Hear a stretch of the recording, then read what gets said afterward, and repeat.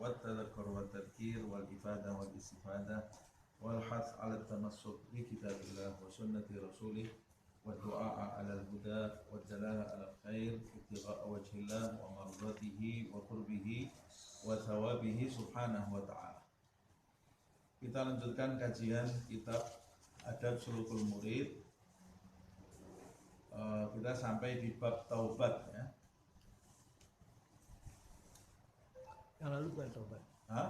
Yang minggu lalu taubat. Taubat. Sudah minggu depan. Halaman 25. Halaman 25. Kita sudah bahas sedikit kan itu. Ya. Apa sudah selesai? Belum kan? Belum selesai ya? Belum. Yang kita bahas itu wa awwalu syai'in yabda'u bihil muridu fi tariqillah tashihut taubah ila Allah ta'ala min jami'i dzunub wa in kana 'alaihi syai'un minal madhalimi li ahadin minal khalqi falyubadir bi ada'iha ila arbabiha in amkan wa illa fayatlubul ihlala minhum wa innal ladzi takunu dhimmatuhu murtahinatun bihuquqil khalqi la yumkinuhu as-sayru ilal haq. Ini yang kita bahas terakhir kan. Ya.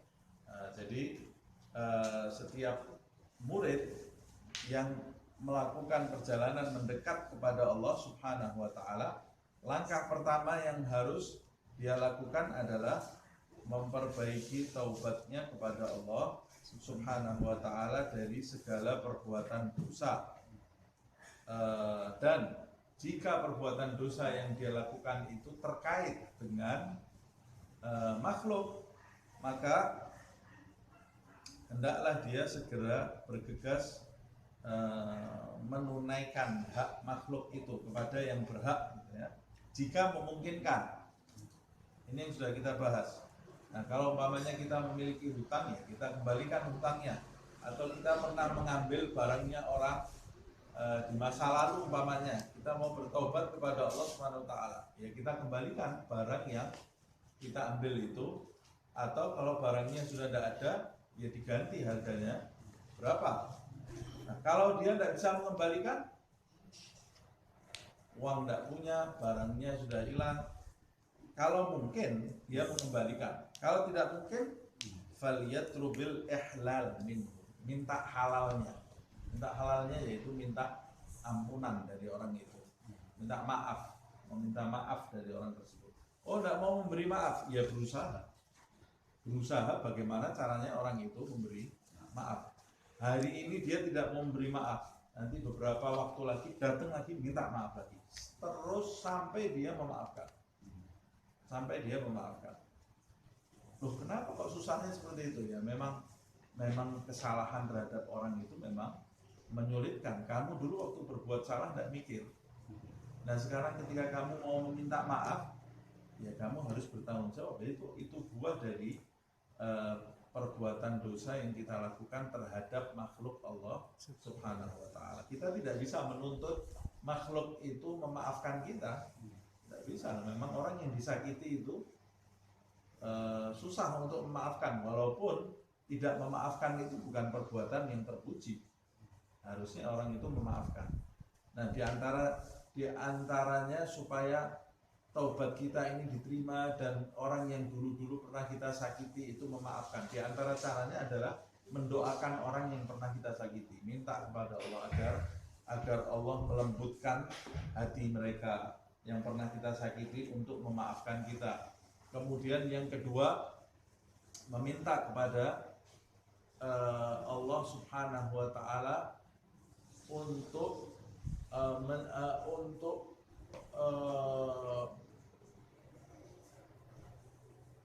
menghubungkan antara dia dengan orang yang disakiti itu supaya hubungannya baik. Kemudian yang ketiga, kalau kita ada orang berbuat salah kepada kita, kita juga harus mudah memaafkan kesalahan orang tersebut supaya orang yang kita pernah berbuat salah kepadanya itu mudah memaafkan kesalahan kita. Yang keempat, bisa jadi kita bersedekah atau mengeluarkan infak dan lain-lainnya, kita niatkan pahalanya untuk orang yang pernah kita sakiti itu, supaya kalau sampai mati dia belum memaafkan kita, nanti di hari kebangkitan dia menuntut kita ada pahala untuk membayar kesalahan kita itu, supaya jangan mengambil pahala kita yang berasal dari ibadah kita gitu ya, tapi diberikan pahala yang dari sedekah.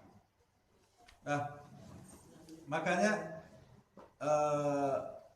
kenapa sih kita harus meminta maaf? Sebab orang yang memiliki sangkutan dengan makhluk, orang yang memiliki sangkutan kesalahan dengan makhluk, la yumkinuhu sayru ilal haq. Orang yang masih punya sangkutan kesalahan dengan makhluk, dia tidak mungkin bisa melakukan perjalanan menuju kepada kebenaran. Tidak bisa dia mencapai kebenaran. Maksudnya kebenaran di sini adalah kebenaran mutlak, kebenaran hakiki, bukan kebenaran secara teori. Tapi al-haq di sini kebenaran hakiki. Bisa juga kita menyebut ilal haq, yaitu yang maha benar, yaitu Allah Subhanahu wa ta'ala. Karena kebenaran yang mutlak, kebenaran yang hakiki itu adalah Allah Subhanahu wa ta'ala. Makanya dia zat yang maha benar, zat yang maha benar. Nah, wa syartu sihhati taubah. Sekarang kita masuk ke paragraf berikutnya. Ini belum kita bahas ya. Wa syartu sihhati taubati, syarat sahnya taubat. Jadi taubat itu ternyata ada syarat-syaratnya. Kalau yang di atas tadi kesalahan terhadap makhluk. Tapi kalau syarat yang masuk dalam syarat ini, paragraf kedua, ini dosa secara umum ya. Ada syarat-syaratnya. Kalau ada syarat-syaratnya, berarti kalau tidak kita penuhi, ya perbuatan tadi belum disahkan. Karena makna syarat itu kan seperti itu. Makna syarat seperti itu. Hal-hal yang harus dipenuhi supaya perbuatan yang kita lakukan itu dianggap sah atau disahkan. Nah, taubat itu ternyata ada syarat-syaratnya. Apa syarat sahnya taubat? Syarat sahnya taubat yang pertama adalah sidqun nadami 'ala dzunub.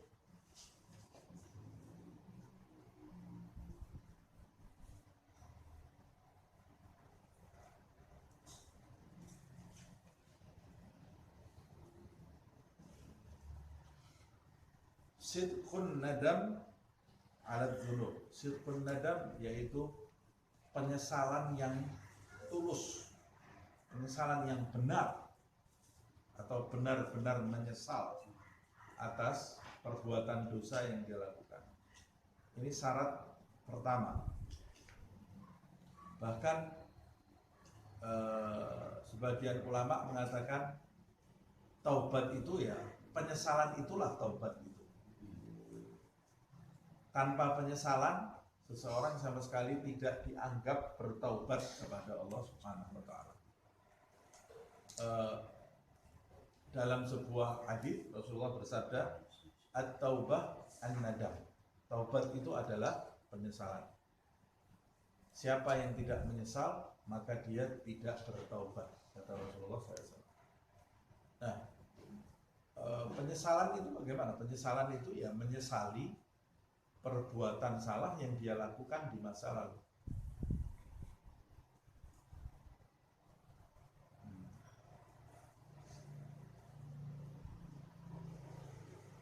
Bagaimana cara menimbulkan penyesalan tadi? Cara menimbulkan penyesalannya satu, kata Imam Ghazali, satu, kita membayangkan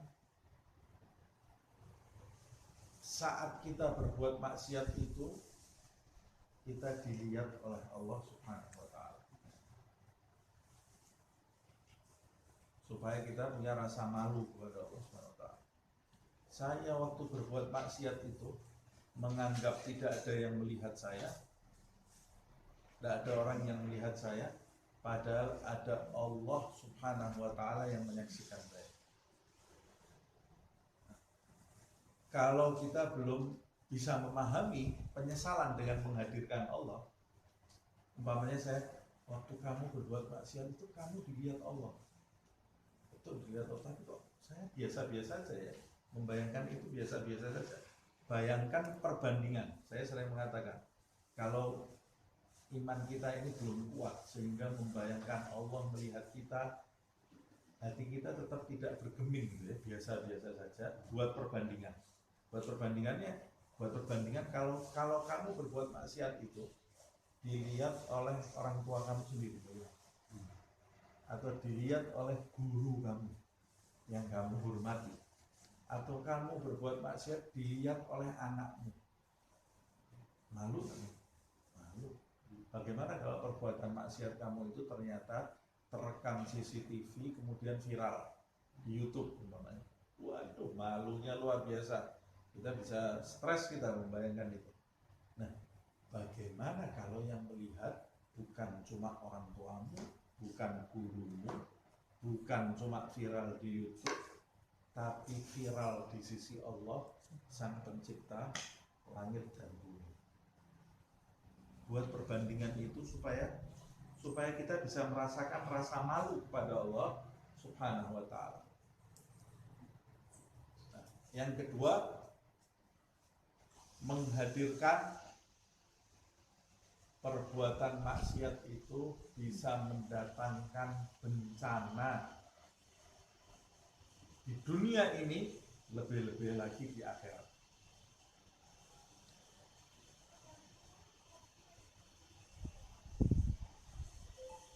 Apa bencana yang didapat oleh pelaku maksiat? Kita tidak usah membahas neraka, siksa kubur, itu hanya efek.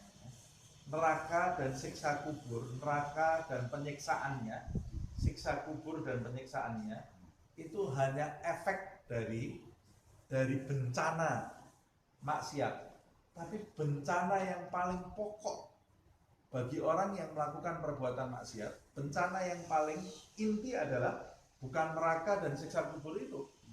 Bencana yang paling pokok adalah dia jauh dari rahmat Allah. Itu bencana yang paling pokok. Siksa kuburnya, siksa nerakanya itu efek dari jauhnya dia dari rahmat Allah Subhanahu wa Ta'ala.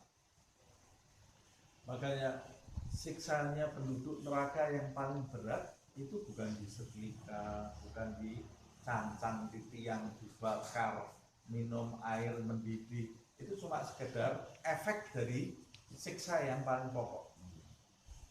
Itu efek saja. Siksa yang paling benar yang dirasakan penduduk neraka itu, dia tidak digubris lagi oleh Allah SWT. Tanya kepada Allah, mengharap kepada Allah, Allah tidak jawab doanya. Tidak jawab doanya. Saling berteriak, ya Allah, manggili Allah SWT, ikhsa, disuruh diam. Sudah tidak perlu manggil lagi Allah. Allah sudah tidak mau mendengarkan lagi suara. Itu siksa yang paling berat, karena kalau Allah yang maha rahmat, yang maha pengasih, maha penyayang, tidak mau mendengarkan suara kita, jeritan kita, terus kita suruh meminta kepada siapa? Tidak ada lagi harapan di dalam hidup kita.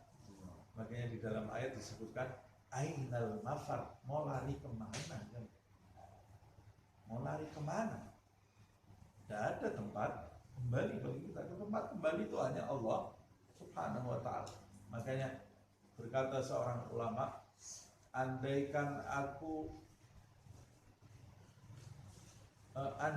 Allah Subhanahu wa Ta'ala menjawab panggilanku dan aku dimasukkan ke neraka, aku tidak masalah. Tidak ada masalah. Andaikan aku diletakkan di neraka, tapi aku ini masih berkomunikasi, bisa berkomunikasi dengan Allah Subhanahu wa Ta'ala. Allah menyayangi aku, mendengarkan doa-doaku, Aku di neraka, tidak ada masalah. Karena aku punya harapan di dalam hidup. Tapi sebaliknya, kalau aku diletakkan di surga, tapi Allah tidak mau lagi berbicara denganku, tidak mau mendengarkan ucapanku, maka itulah neraka yang sebenarnya. Jadi neraka yang sebenarnya itu ketika kita berdoa, Allah sudah tidak mau mendengarkan doa kita. Neraka yang sebenarnya itu jauhnya posisi kita dari Allah Subhanahu wa ta'ala. Nah, jadi penyebab neraka itu adalah maksiat. Allah tidak menjauhkan dirinya dari kita, tapi kita yang menjauhkan diri kita dari Allah Subhanahu wa ta'ala. Nah, membayangkan hal ini. Ya Allah, ketika saya berbuat maksiat, ada efek bencana yang besar di dalam hidup saya. Apa efek bencana itu? Saya jauh dari rahmat Allah. Kalau jauh dari rahmat Allah Subhanahu wa ta'ala, bagaimana saya bisa hidup bahagia? Mau bahagia seperti apa? Surga, andai kata kita masuk surga, tidak dapat rahmat Allah, surga itu neraka. Nah, bagaimana kita di dunia ini tidak dapat rahmat Allah, yang penting saya punya materi banyak. Materi itu tidak bisa membahagiakan kita, yang bisa membahagiakan kita hanya Allah Subhanahu wa ta'ala. Nah, makanya kalau mau hidup bahagia, mau hidup tentram, mau hidup damai, tinggalkan perbuatan maksiat. Isi hidup kita dengan perbuatan taat. Nanti hidup kita pasti akan damai, tapi tulus ya. Meninggalkan maksiatnya karena Allah, berbuat taatnya karena Allah Subhanahu wa ta'ala.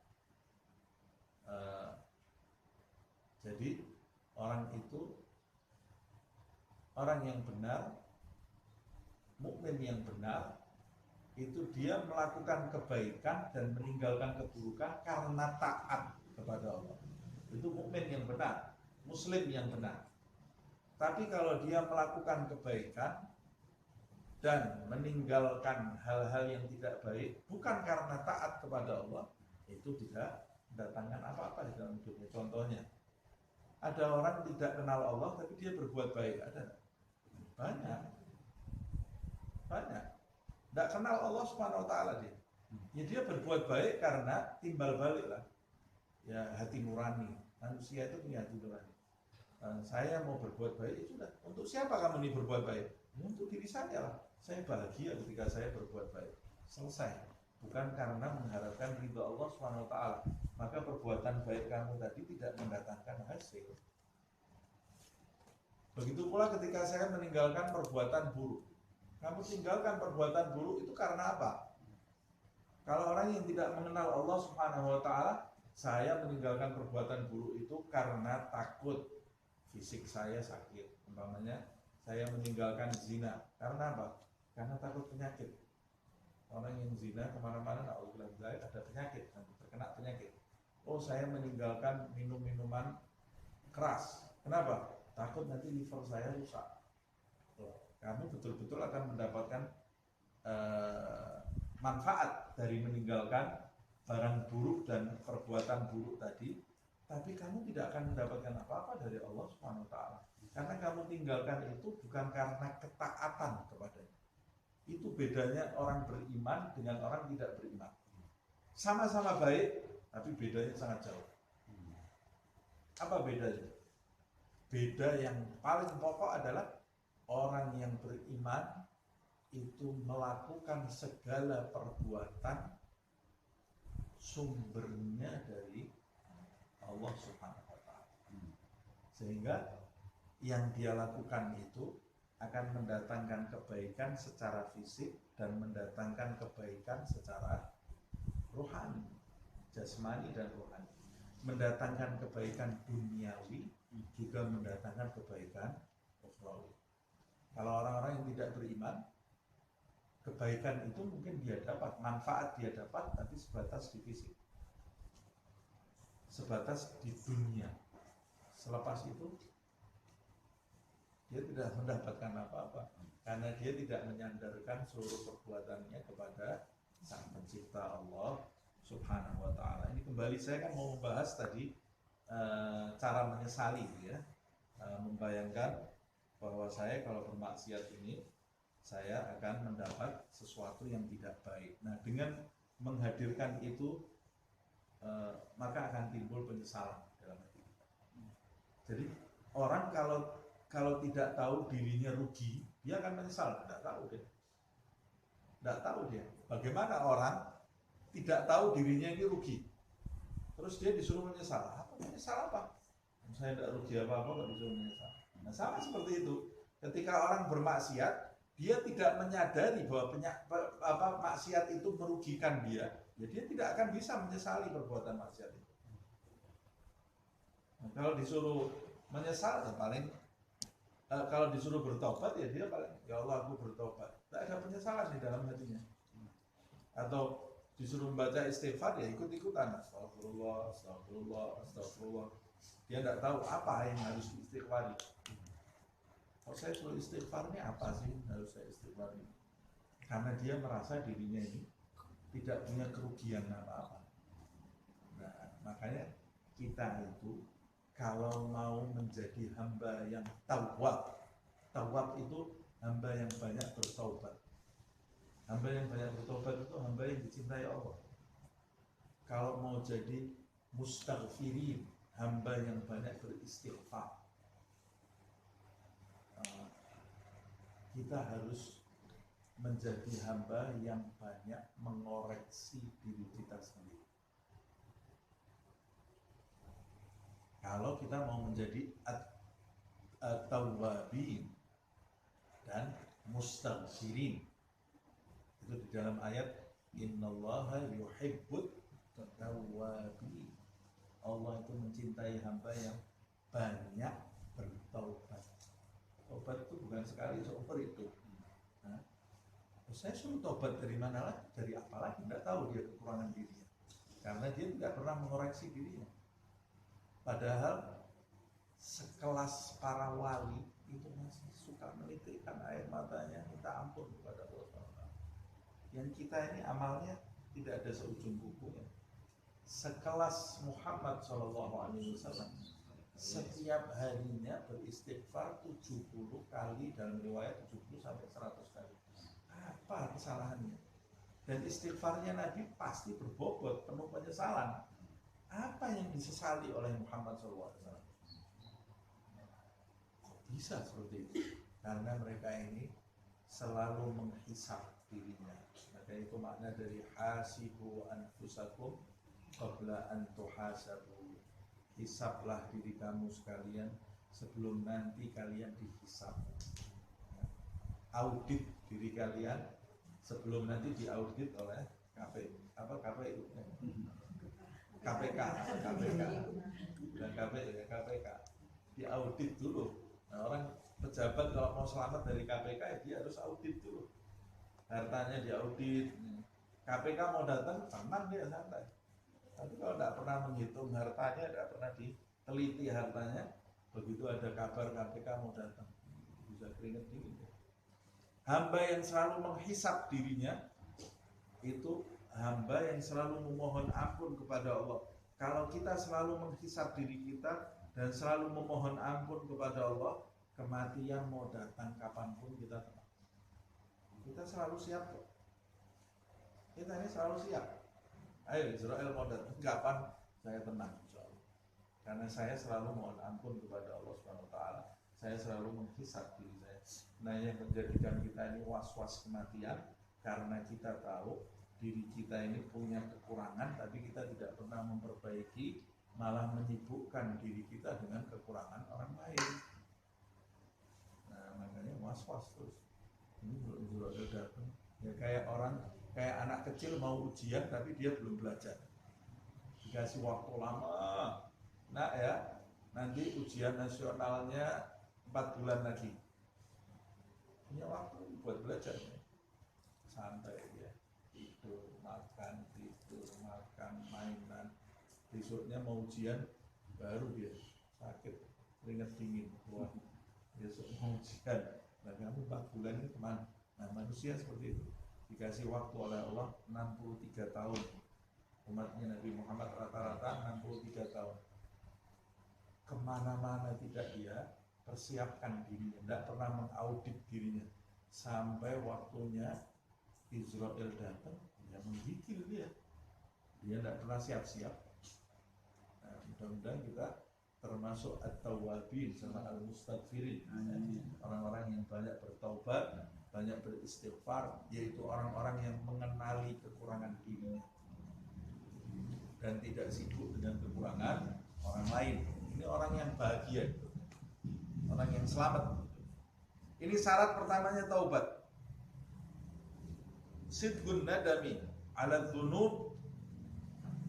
Syarat keduanya ma'asihhatil azmi ala tarkil audi ilaiha muddatal umri. Ini syarat keduanya.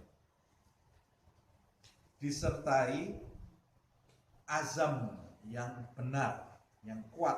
Azam itu niat yang kuat. Niat yang kuat untuk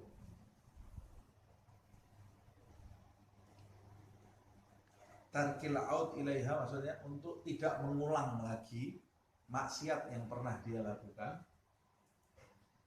Muddatal umri, seumur hidup.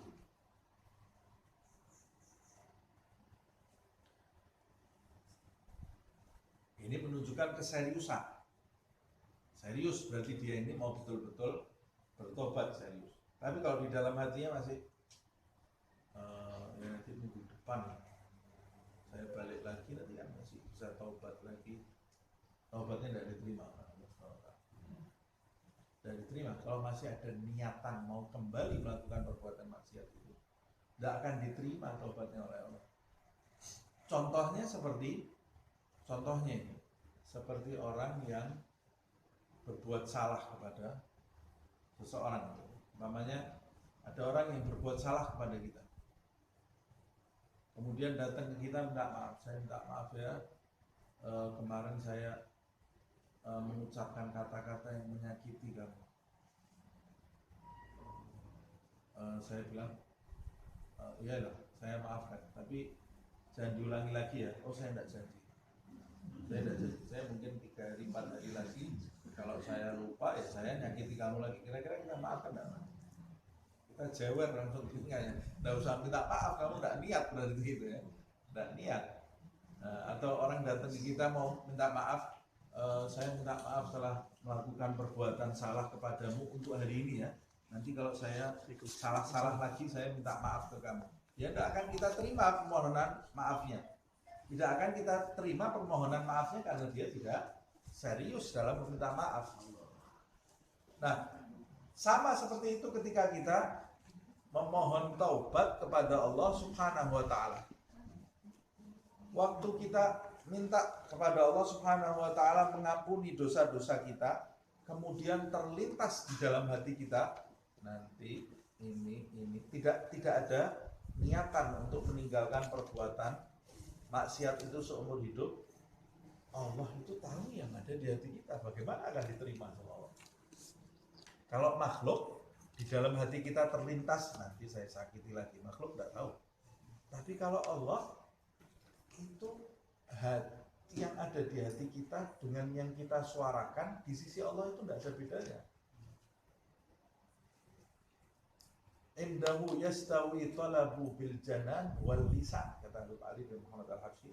Di sisi Allah itu permintaan yang diucapkan melalui hati, permintaan di dalam hati dengan permintaan yang diucapkan lisan, di sisi Allah itu sama, tidak ada bedanya. Kita memohon kepada Allah dari hati kita. Di sisi manusia, malaikat bahkan mungkin tidak tahu, tapi Allah Subhanahu wa taala tahu.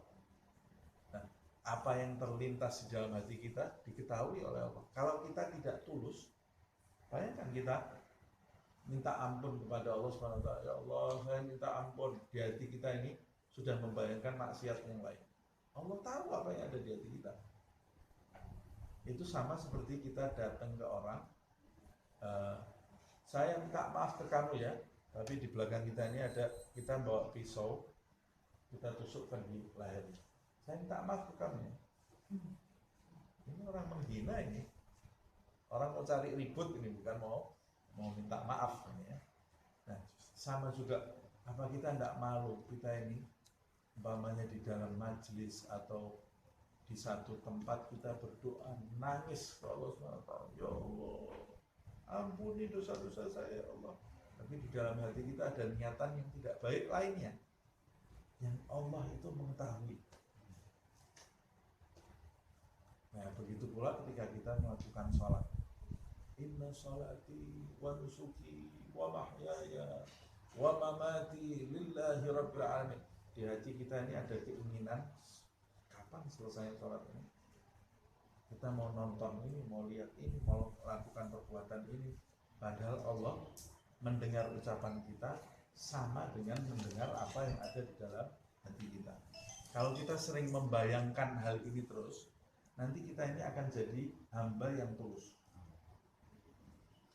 Manusia yang tulus itu manusia yang apa sih? Manusia yang tulus itu manusia yang mulut dan hatinya sama. Itu manusia yang tulus. Orang yang ikhlas. Orang yang ikhlas itu adalah orang yang mulut dan hatinya sama, tidak ada bedanya. Apa yang keluar di mulutnya yaitu betul-betul bersumber dari hatinya. Manusia yang paling ikhlas di atasnya manusia ikhlas. Jadi keikhlasan itu ada tingkatannya. Tingkatan pertama, mulut dengan hatinya sama.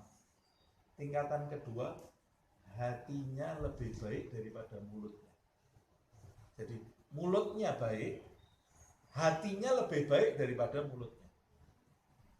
Jadi kebaikan yang dilakukan oleh hatinya itu lebih besar daripada kebaikan yang dilakukan oleh anggota badannya. Anggota badannya baik, tapi karena anggota badan ini kan terbatas. Anggota badan kita terbatas. Nah, anggota badannya berbuat baik, tapi hatinya dia berbuat baik lebih daripada anggota badan. Cuma Allah belum memberikan kesempatan semuanya saja. Jadi dia ini punya planning perbuatan baik yang banyak sekali, cuma anggota badannya terbatas. Ini orang yang luar biasa, ini keikhlasannya di atas lagi. Jadi kita lihat dia ini orang baik, tapi sebetulnya di balik itu dia lebih baik daripada apa yang kita lihat. Paham maksud saya ya? Nah, Nabi Muhammad itu seperti itu. Nabi Muhammad itu orang seperti itu.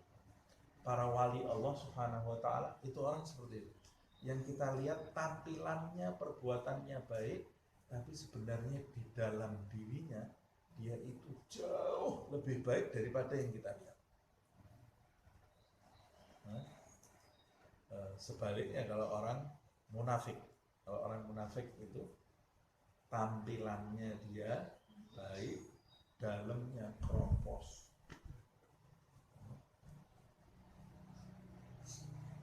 Orang munafik itu binatang berwujud manusia atau setan berwujud manusia atau serigala berwujud manusia. Nah, kita jangan jadi orang seperti itu. Jangan samakan diri kita dengan serigala, dengan tikus, dengan monyet.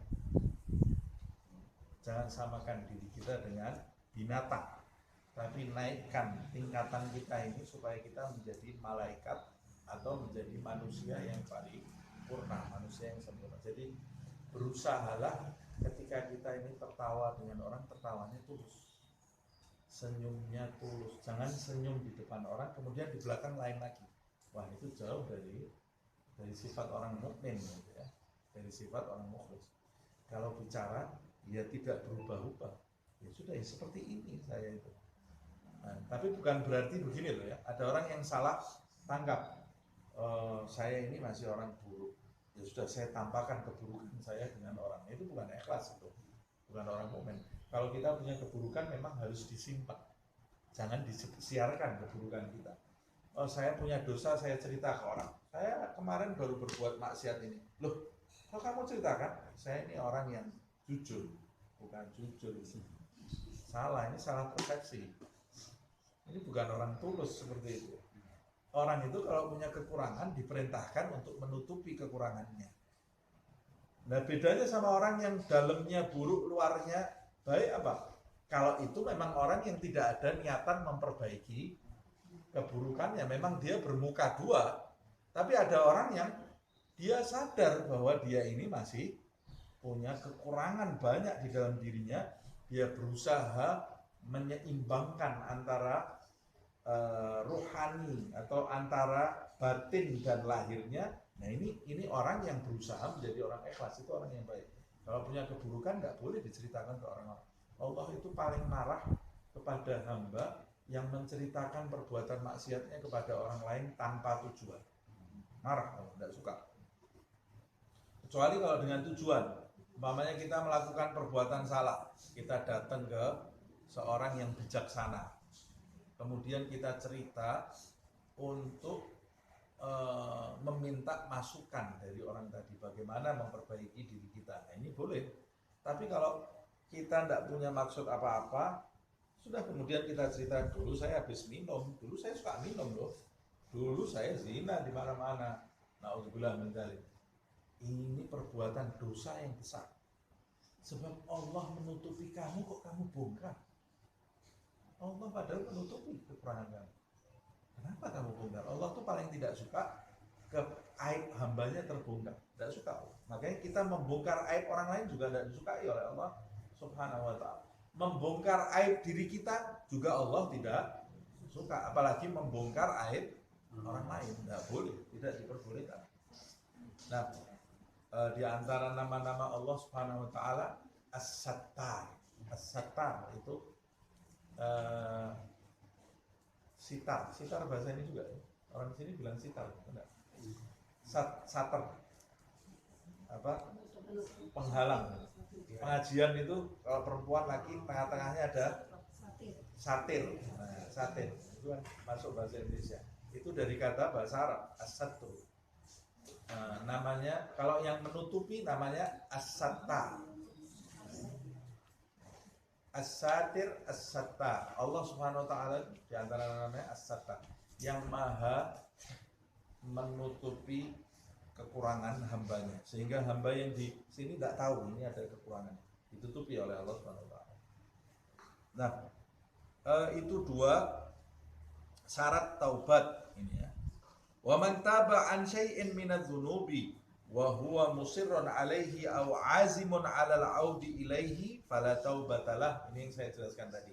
Siapa yang bertaubat dari suatu perbuatan dosa tetapi dia musirrun alaihi, terus-menerus melakukan perbuatan dosa itu, sudah bertobat tapi masih terus melakukan maksiat itu, atau au azimun 'alal 'audi ilaihi, atau dia bertobat tapi dia memiliki keinginan yang kuat untuk mengulang perbuatan maksiatnya itu, fala taubatalah, maka ini bukan taubat namanya. Tidak ada taubat bagi orang yang seperti ini karena tidak memenuhi syarat sahnya taubat. Tapi kalau umpamanya saya tergelincir lagi berbuat maksiat, taubat saya yang kemarin itu diterima enggak? Diterima oleh Allah. Asal kamu tidak ada niatan untuk mengulangi perbuatan dosa kamu. Jadi yang penting setiap kita bermaksiat, betul-betul di dalam hati kita itu menyesal, kemudian kita punya keinginan kuat untuk tidak mengulangi perbuatan dosa itu. Nah, mengenai nanti umpamanya kita tergelincir lagi, ya itu bukan di tangan kita itu. Nah, kita harus berusaha untuk tidak tergelincir lagi. Tapi kalau saya tergelincir lagi, ya ulangi lagi taubatnya.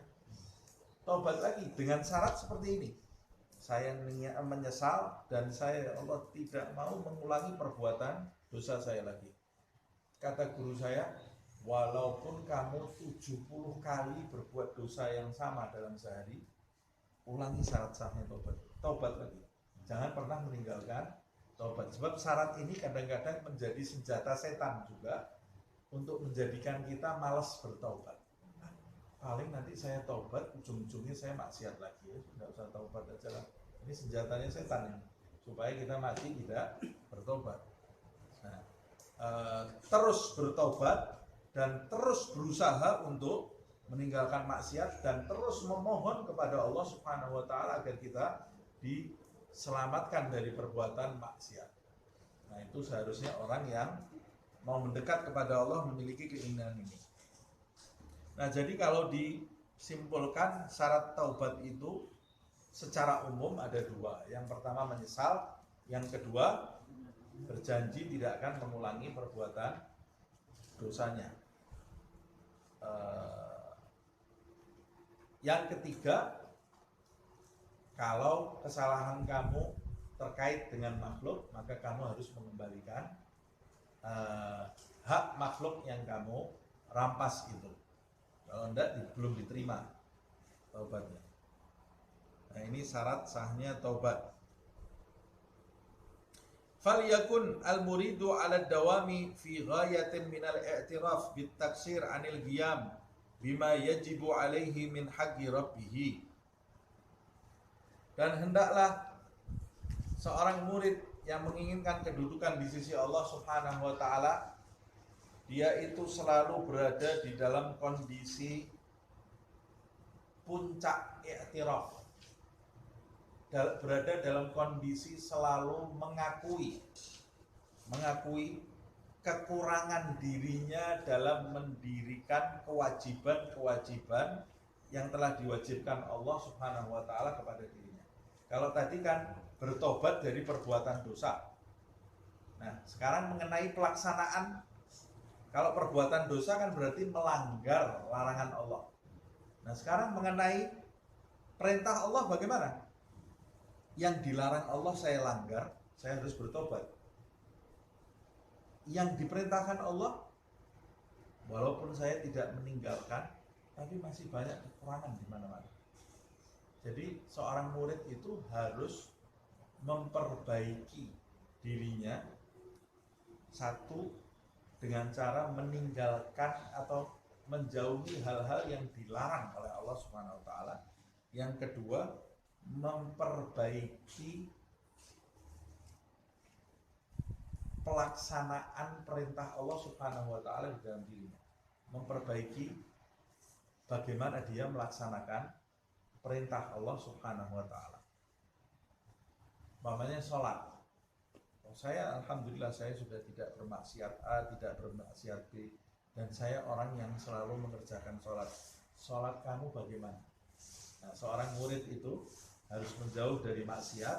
Kalau dia tergelincir, dia taubat, dan dalam melaksanakan perintah taat, dia ini selalu berada dalam kondisi mengakui amal taatnya ini banyak celahnya, banyak kurangnya. Nah, seorang murid itu harus seperti itu. Minal i'tiraf bit taksir anil qiyam bima yajibu alaihi min haqqi rabbih. Bahkan para aulia itu dia selalu mengakui bahwa dirinya ini penuh kekurangan dalam mendirikan hak Allah Subhanahu wa taala.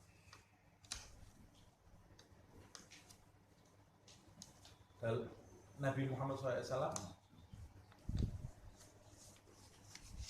itu kalau di antara riwayat ketika bertahmid dia mengucapkan alhamdulillah amin. Ya Rabbana lakal hamdu kama yanbaghi li jalali wajhika wa lakal hamdu hatta tarahum sana'an 'alaika anta kama atnaita 'ala nafsika. Alhamdulillah rabbil alamin. Lupa saya bacaannya itu ada riwayatnya ke Nabi. Ya Allah, saya tidak bisa memujimu dengan pujian yang benar seperti engkau memuji untuk dirimu sendiri. Artinya saya ini tidak sanggup ya Allah, saya makhluk yang lemah. Jadi saya Muhammad Sallallahu Alaihi Wasallam tidak bisa mendirikan hak-hakmu seutuhnya. Nabi Muhammad loh ini mengaku seperti itu ya. Masa kita berasa sholat saya ini paling bagus sendiri. Nabi Muhammad saja dia mengatakan, ya Allah saya ini tidak bisa memujimu dengan pujian yang benar. Dalam riwayat para malaikat Itu ada yang diciptakan Allah ruku, terus ada yang diciptakan sujud, terus ada yang diciptakan berdiri, terus dari mulai diciptakan sampai sekarang sampai kiamat nanti berdiri terus, berdiri sholat ini. Jadi sholatnya malaikat itu bukan sholat kita. Kelompok malaikat itu sholatnya berdiri terus. Kelompok yang lain sholatnya ruku terus. Waduh, kebagian yang ruku terus itu yang susah ya. Ada yang kebagian malaikat, kelompok malaikat yang lain kebagian sujud terus. Ada yang kebagian duduk di antara dua sujud. Ada yang kebagian tasyahud. Kalau kita tasyahud berapa menit saja sudah kesusahan. Ini tasyahud terus dari mulai diciptakan sampai sekarang sampai akhir zaman. Kata Rasulullah SAW, nanti ketika hari kiamat malaikat itu semuanya juga dimatikan sama seperti manusia. Tapi ketika pertama kali dibangkitkan, malaikat-malaikat itu yang kerjanya sholat terus itu, waktu pertama kali dibangkitkan, kata Rasulullah, yang pertama kali mereka ucapkan, Subhanaka ya Rabbi ma'abadnaka bihaqqil ubudiyyah. Pertama kali yang keluar dari lisannya, Maha suci Engkau wahai Tuhanku, kami tidak menyembahmu dengan penyembahan yang benar-benar. Padahal mereka tidak makan, tidak minum, tidak ke kamar mandi, tidak ngobrol, tidak ketemu orang, tidak shopping, tidak ke rumah makan, tidak kemana-mana, tidak pernah lihat YouTube, tidak pernah lihat Instagram, tidak pernah ribut lihat TikTok, tidak pernah cari makanan online di Grab, ini tidak pernah. Tidak pernah buka Tokopedia, tidak pernah buka Shopee, kerjanya sholat terus. Pertama kali dibangkitkan, ya Allah, kami tidak pernah menyembahmu dengan penyembahan yang sebenar-benarnya. Kok ada manusia merasa dirinya itu hebat? Padahal sholatnya itu berapa menit, lalainya berapa jam. Kadang-kadang di sholatnya saja dia lalai, di sholatnya saja dia tidak sholat. Kok ada kemudian dia itu merasa dirinya suci? Nah ini berarti manusia yang tidak berakal. Kalau seorang pejalan rohani, dia tidak boleh punya sifat seperti ini. Pejalan rohani itu menghindari maksiat. Kalau tergelincir, dia segera bertaubat. Kemudian kalau dia beribadah, dia tidak bangga dengan ibadahnya, tapi merasa ibadahnya ini penuh kekurangan. Tidak seutuhnya dia dalam menyembah Allah Subhanahu wa Ta'ala. Nah, mungkin kalau posisi kita ini masih gampang ya, menyadari kita ini penuh kekurangan, itu masih gampang kalau posisi kita. Saya umpamanya, ya Allah, sholat saya tidak benar, memang tidak benar sholat saya ini, gampang gitu ya, menyadari itu. Nah, tapi kalau sudah jadi wali itu gimana itu menyadarinya sholatnya tidak benar, padahal dia dari awal sampai akhir khusyuk. Rasulullah itu sholatnya dari awal sampai akhir khusyuk, tapi dia setelah sholat, astagfirullah, aku tidak sholat beneran. Malaikat itu sholatnya mesti khusyuk, tidak mikir dunia, dia tidak punya nafsu. Tapi dia, ya Allah, aku tidak menyembah kamu dengan penyembahan yang sebenar-benarnya. Kok bisa, ini hebat. Nah kita kalau dari posisi seperti kita ini saja tidak mengakui kekurangan kita, bagaimana kalau kita ini jadi hamba yang banyak ibadah? Wah, bisa jadi iblis nanti.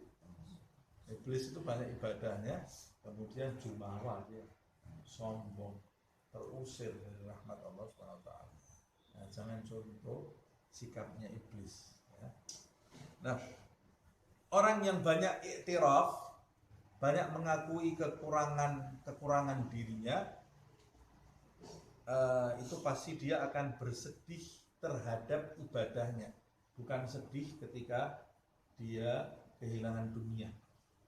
Dia tidak sedih kehilangan harta, tidak sedih kehilangan makan, tidak sedih kehilangan pangkat, tidak sedih kehilangan rumah, tidak sedih kehilangan mobil, tidak sedih kehilangan teman, tidak sedih.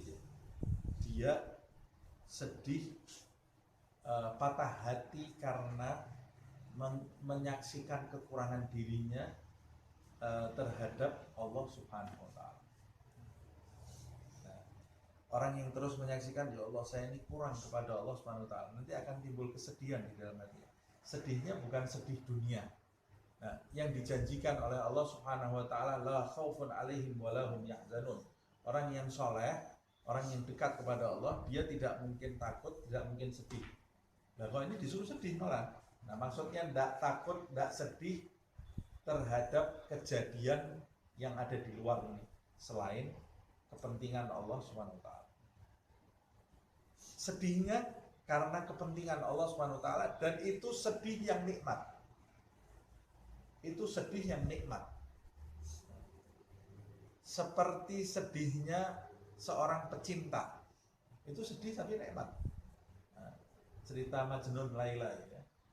Itu kan di antara kata-kata puitisnya Majnun itu dia mengatakan, "Duhai Laila, kau bahagiakan aku dengan cinta ini, tapi kau jadikan sekaligus aku menderita dengan cinta ini."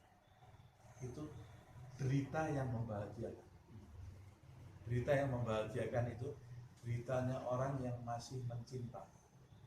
Dia menderita ketika dia cinta sama seseorang, itu ada derita dalam hatinya karena punya ketergantungan dengan orang itu kan.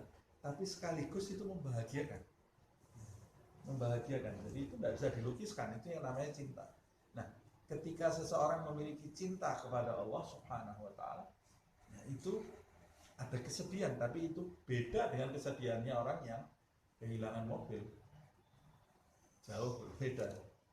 Nah, kesedihan yang itu bikin stres gitu ya. Tapi ini kesedihan yang membahagiakan dia. Sehingga dia ini tidak perlu lagi dengan hal-hal yang fana. Dia hanya perlu dengan Allah Subhanahu wa taala. Seperti kisahnya, jadi dia akan menghadapkan seluruh jiwanya, kehidupannya hanya kepada Allah Subhanahu wa taala. Seperti ceritanya seorang fakih gitu ya, ahli fikih yang sedang sholat, Allahu Akbar, sholat. Tiba-tiba lewat Majnun. Majnun ini nama aslinya Qais. Lewat Majnun ini, teriak-teriak, "Laila, di mana kamu Laila?" Padahal Laila ini di mana? Dia di mana gitu ya. Jadi dia ini selalu kelihatan Laila terus di mana-mana. Laila, Laila. Sehingga dia ini ngelewati, ini cerita kisah saja, tidak usah ditanya dalilnya. Jadi dia melewati ahli fikih yang sedang sholat ini. Ya, menurut aturan fikih, orang sholat tidak boleh dilewati depannya kan. Kalau dilewati orang, kita boleh gini, boleh mencegah. Ini dia masih sholat, Majnun ini lewat di depannya sini. Sama dia dicegah gini, Majnun ini muter ke sini, tetap melewati itu ya. Habis itu dia salam, Majnun ini masih teriak-teriak. Salam, habis salam, marah ini. Ahli fikihnya ini sholat sambil marah ya. Ini dia datang itu Majnun ini. "Kamu ini memang Majnun, betul lah," kata dia. "Gila betul." Berhenti Majnun. Kaisnya ini berhenti. Terus dia lihat, "Kenapa kau bilang saya ini gila?" "Ya, sebab tadi kamu melewati saya sedang sholat dan sudah saya ingatkan, kamu tetap lewat. Berarti kamu ini betul-betul gila." Kata Majnun ini, "Mana yang lebih gila, saya atau kamu?" "Kok bisa kamu bilang saya gila?" kata ahli fikih. "Saya ini mencintai manusia sampai saya tidak melihat kamu sedang sholat. Kamu menghadap Tuhan bisa melihat saya lewat. Mana yang lebih gila, saya atau kamu?" Orang ngadep Tuhan kok bisa lihat ada orang lewat. Harusnya kamu lebih tidak kelihatan kamu sedang menghadap Tuhan kok. Nah, ini penghadapan. Orang ini kan, kisah ini diangkat oleh kaum sufi. Ini lihat, ada orang bisa mencintai orang sampai seperti ini. Masa kita tidak bisa mencintai Tuhan lebih dari cintanya Majnun dengan Laila ini. Makanya kemudian dibuat permisalan terus itu. Kalau di barat kan Romeo and Juliet. Nah, kita lanjutkan. Murid itu harusnya selalu dalam keadaan iktiraf, mengakui kekurangannya, sampai timbul rasa sedih dan patah hati di dalam hatinya karena Allah. Wa mata hazina ala taksirihi, pada saat seorang murid itu mengalami kesedihan atas kekurangannya kepada penciptanya. Wa kasara qalbuhu min ajlihi, dan kesedihan itu menjadikan dirinya ini patah hati karena Allah Subhanahu wa taala. Ya Allah, saya kok belum bisa betul-betul ya kepada Allah, padahal Allah itu baiknya sama saya luar biasa. Kok saya masih seperti ini kepada Allah, padahal Allah ini luar biasa kepada saya.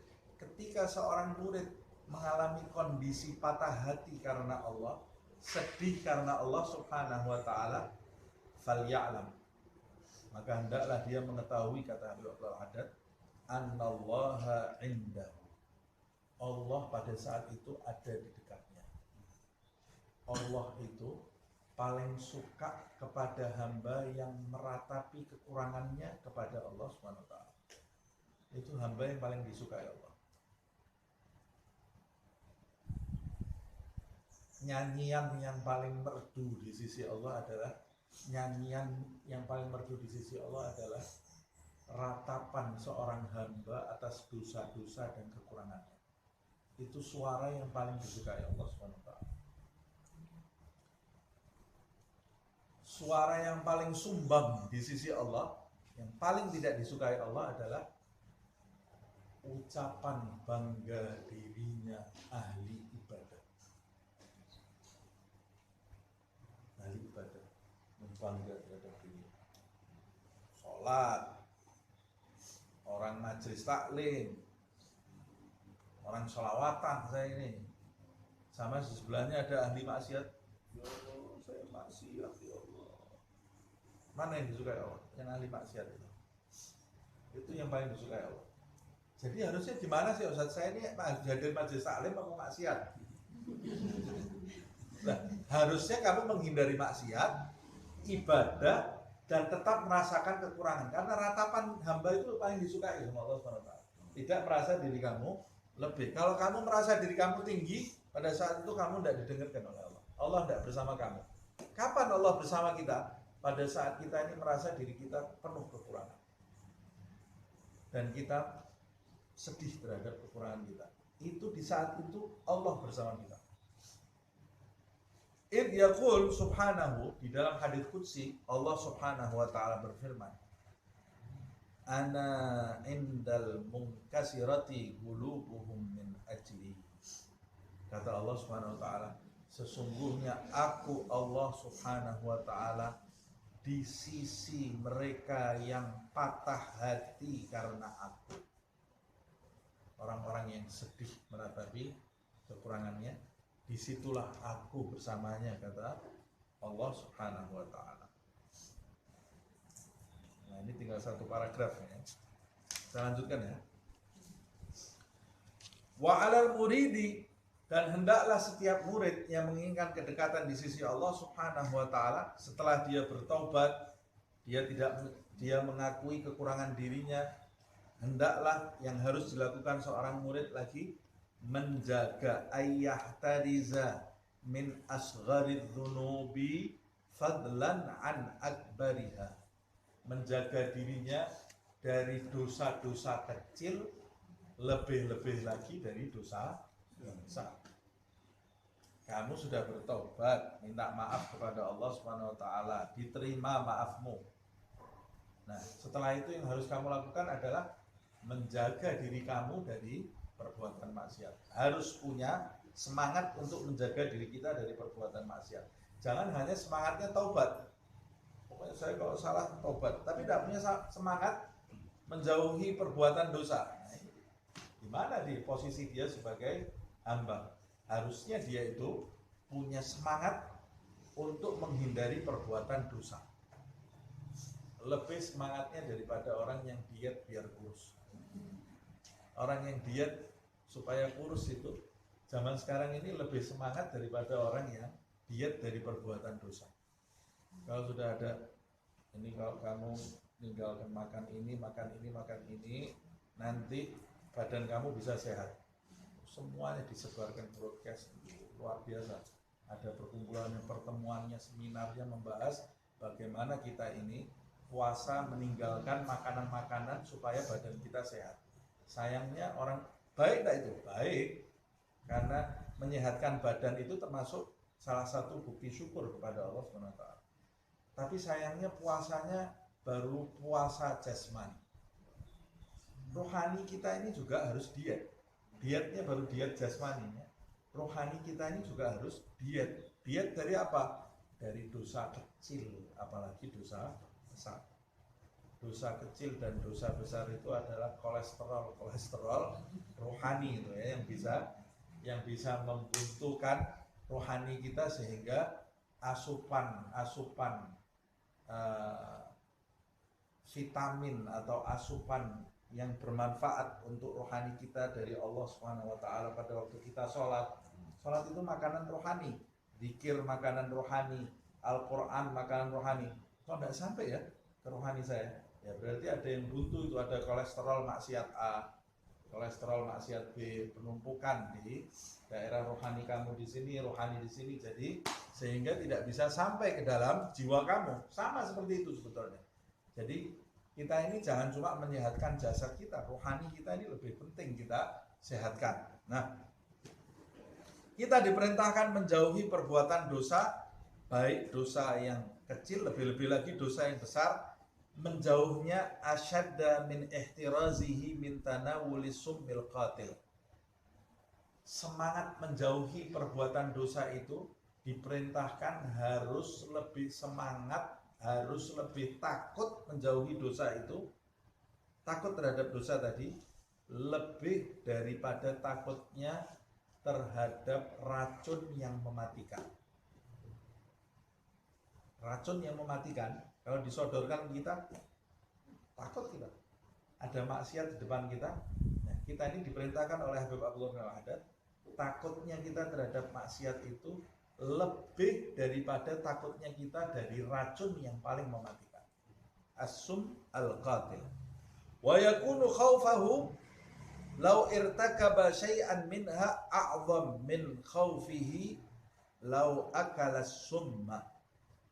Dan hendaklah seorang murid itu ketika dia umpamanya tergelincir melakukan perbuatan maksiat, harus timbul rasa takut di dalam hatinya lebih besar daripada rasa takutnya orang yang minum racun. Orang yang minum racun itu tidak sadar, dia minum, dikasih tahu itu racun, waduh, takutnya dia bakal lari kemana-mana cari penawarnya. Nah, harusnya seorang murid ketika melakukan maksiat, dia akan mengalami rasa takut yang lebih daripada orang yang menenggak racun tadi. Jadi dia akan tidak sabar segera mengeluarkan racun maksiat yang ada di dalam dirinya. Kok bisa seperti itu? Kenapa bisa seperti itu? Wadzalika li'annal ma'asi ta'mal fil qulubi 'amalas sammi fil adsa au summi fil adsa. Mengapa saya harus takut seperti takutnya orang, lebih dahsyat daripada takutnya orang yang terkena racun? Sebab kata beliau, maksiat yang dilakukan oleh seseorang itu berdampak bagi ruhaninya seperti racun yang berdampak buruk bagi jasad seseorang. Berdampak. Makanya dia harus takut. Ini kalau saya melakukan perbuatan maksiat, ini berarti saya sedang memasukkan racun ke rohani saya yang bisa mematikan hati saya. Berbahaya.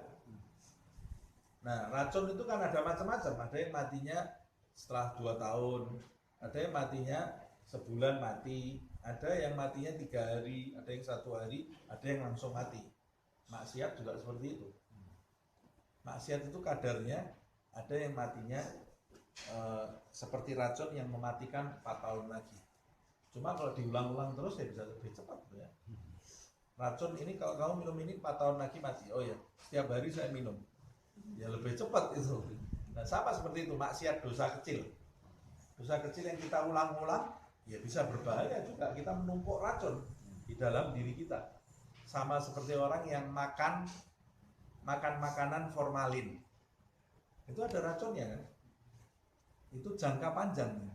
Tapi kalau setiap hari dia makannya makanan formalin terus, ya tidak jangka panjang lagi, bisa lebih cepat dia.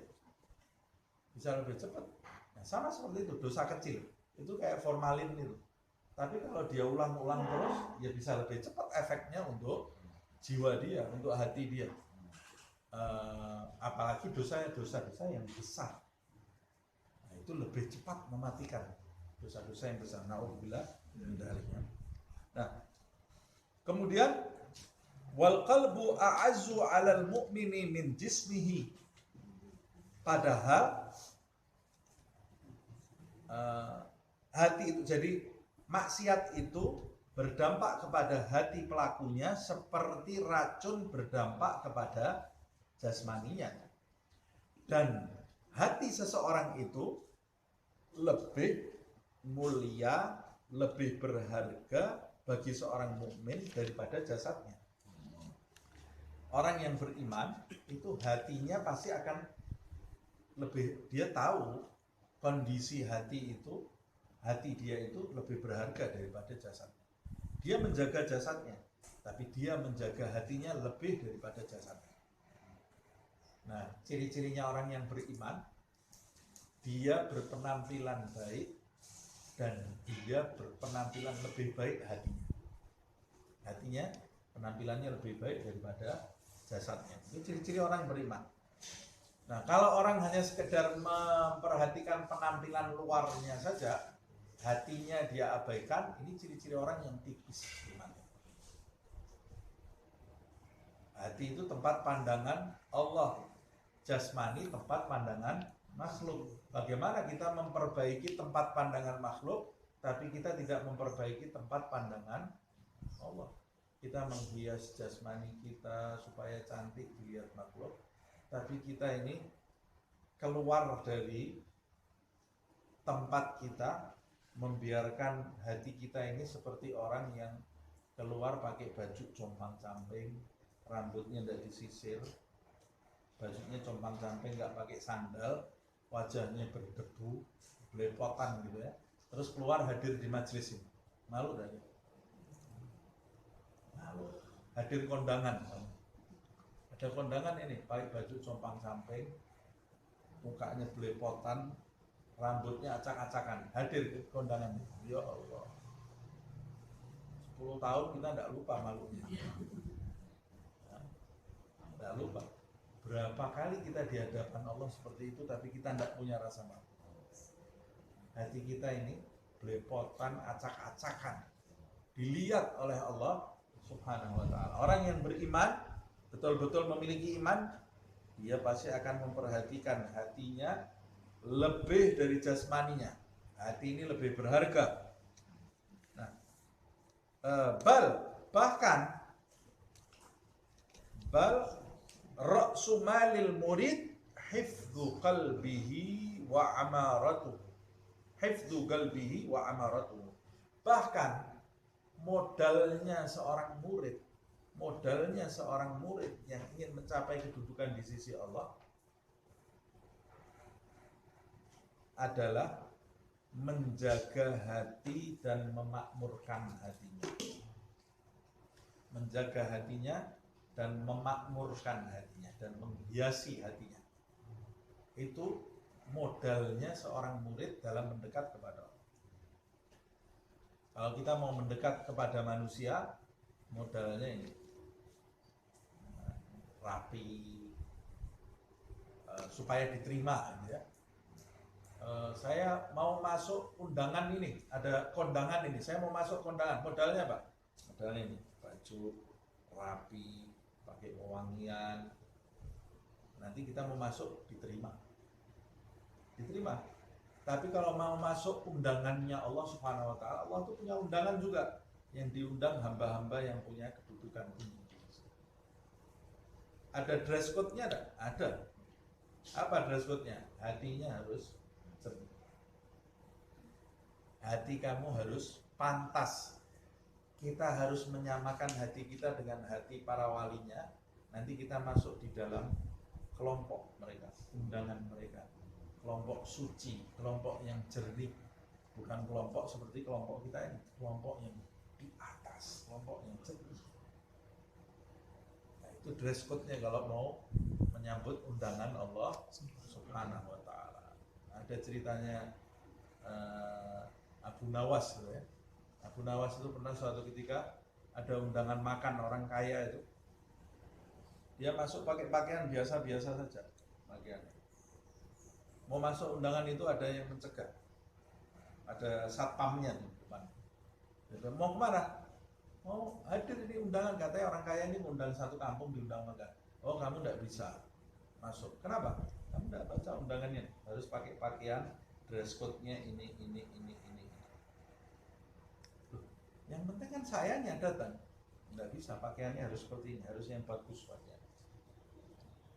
Marah Bu Nawas. Pulang sampai rumah, dia ganti pakaian yang bagus. Datang ke undangan itu.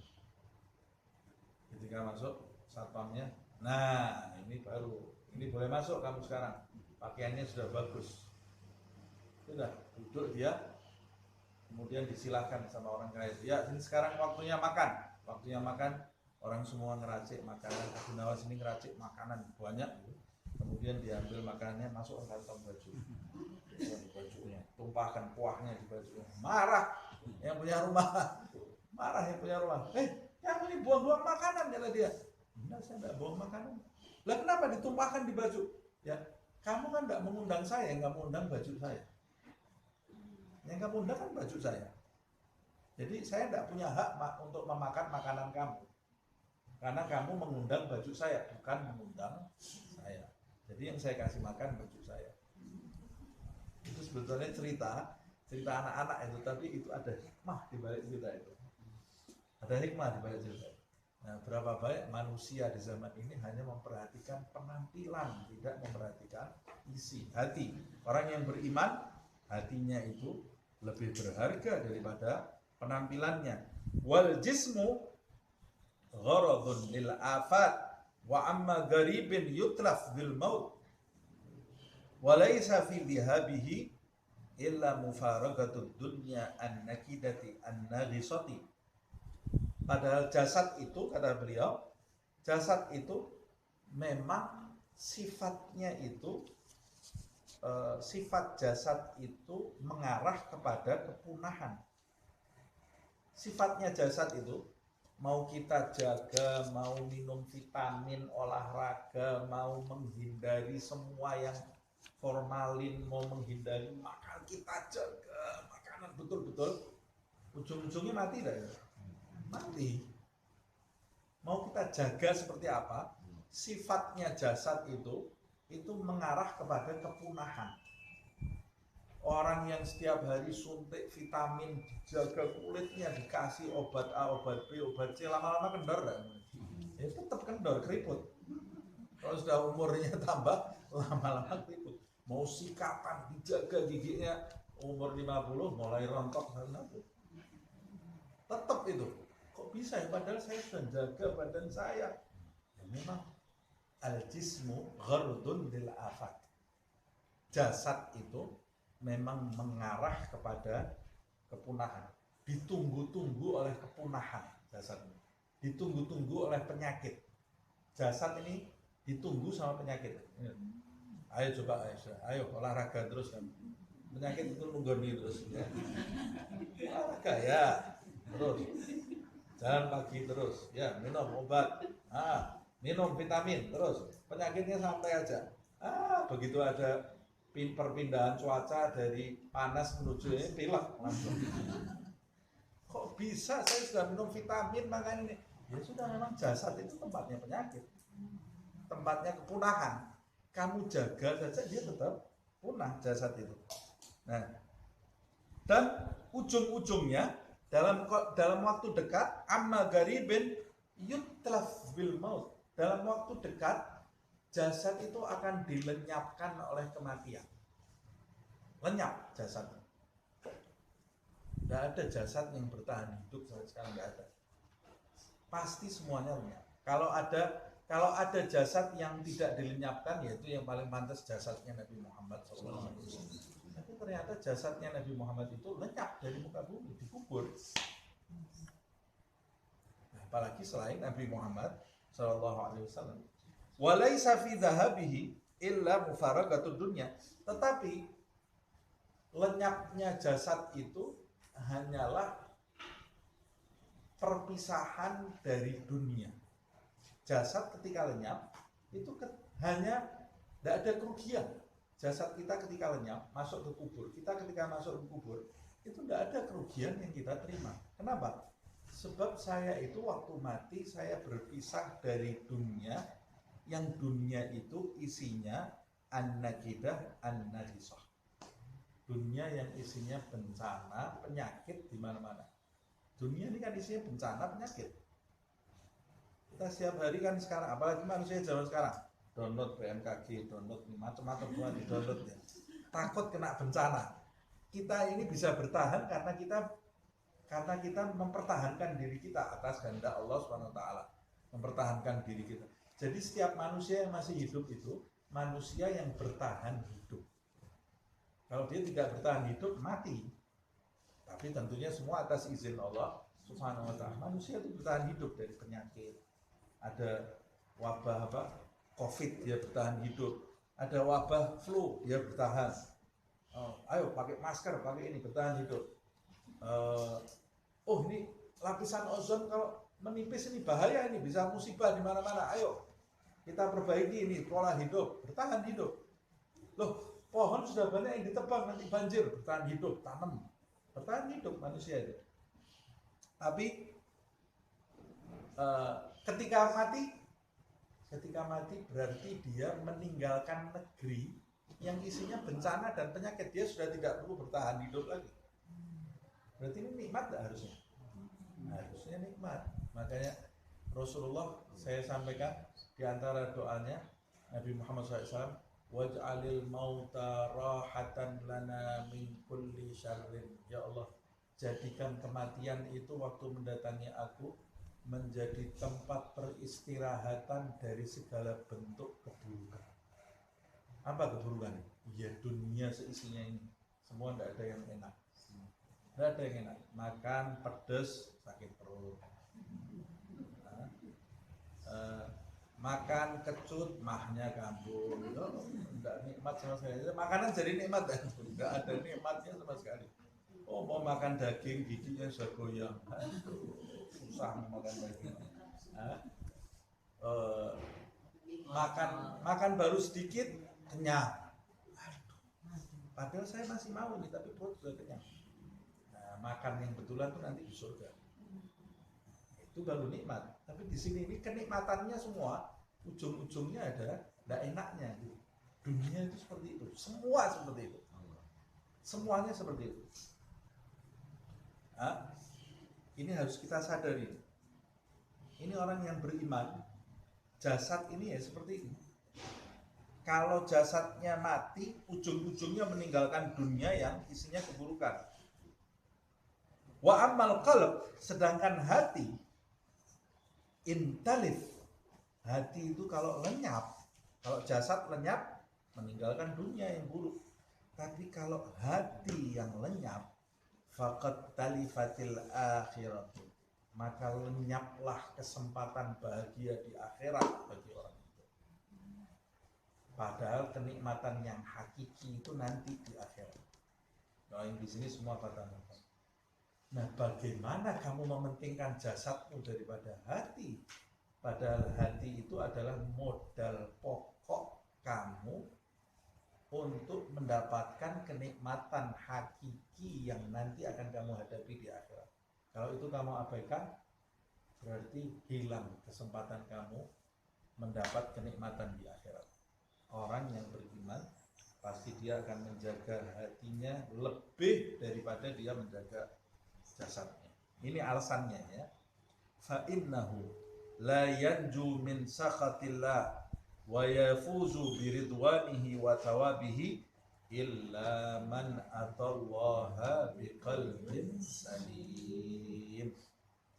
Karena sesungguhnya tidak ada orang yang selamat dari murka Allah dan sukses mendapatkan ridho dan pahala dari Allah kecuali mereka yang nanti mendatangi Allah dalam keadaan hatinya ini selamat dari penyakit, selamat dari musibah rohani, penyakit rohani.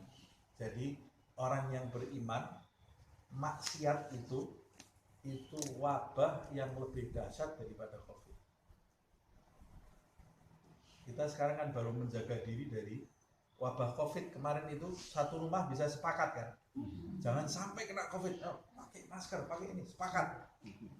Begitu ada orang batuk sedikit, wah langsung masuk kamar, kunci. Satu rumah sepakat, gitu ya, sepakat bagaimana menghindari wabah COVID ini. Tapi mana rumah-rumah yang sepakat menghindari wabah maksiat? Belum ada rumah yang satu rumahnya sepakat menghindari wabah maksiat. Padahal itu wabah yang lebih berbahaya dari 1 juta COVID. Nah, ini kesimpulan yang bisa kita petik dari kajian adab sulukul murid. Semoga Allah Subhanahu wa taala menjadikan kita termasuk hamba-hambanya yang banyak bertaubat, banyak beristighfar, dan semoga Allah menerima taubat kita, menerima istighfar kita, memaafkan segala kesalahan yang pernah kita lakukan, dan menguatkan semangat kita untuk selalu beramal taat kepada Allah Subhanahu wa taala, tidak kembali kepada hal-hal yang tidak diridhai oleh Allah Subhanahu wa taala sampai akhir hayat kita kembali kepada Allah Subhanahu wa taala biqalbin salim, dengan hati yang selamat. Begitu pula kedua orang tua kita, pasangan hidup kita, anak-anak kita, saudara-saudara kita, sahabat-sahabat kita, tetangga-tetangga kita, orang-orang yang kita cintai, orang-orang yang mencintai kita, orang-orang yang kita kenal, orang-orang yang mengenali kita, dan seluruh umat Nabi Muhammad SAW ala hadiniya wa kulli niyatin salihah wa ila hadratin Nabi Muhammad SAW bi sirril Fatihah.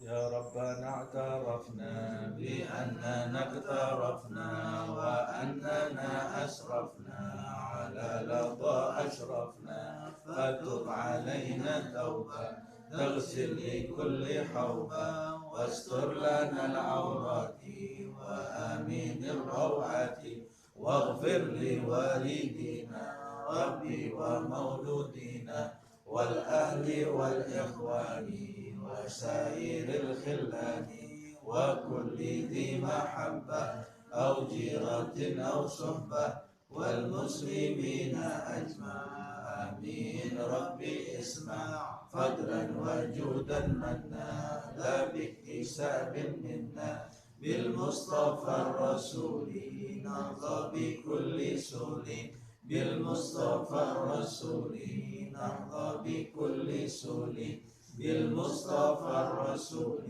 نرضى بكل سول صلى وسلم ربي عليه عد الحب وآله وصحبه عدد طش الصحب والحمد للإله في البدء والتناهي. سبحانك اللهم وبحمدك أشهد أن لا إله إلا أنت أستغفرك وأتوب إليك. سبحان ربك رب العزة عما يصفون وسلام على المرسلين والحمد لله رب العالمين والعفو.